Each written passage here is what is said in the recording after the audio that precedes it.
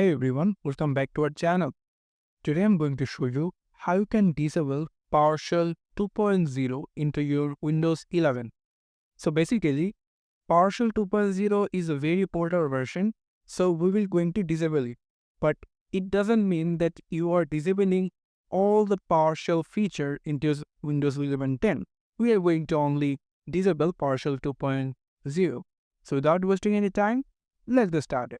So first, you need to come over your search icon, and here you just need to search for Windows features on or off. Here you can see turn Windows feature on or off control panel.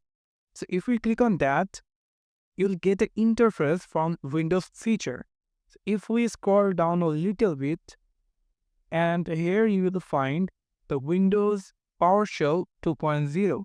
So if we uncheck it and click on OK, it will searching for required files.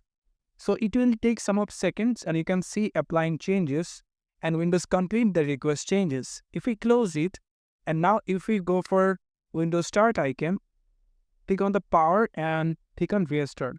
And by this, you will disable Windows PowerShell 2.0 into your Windows 11.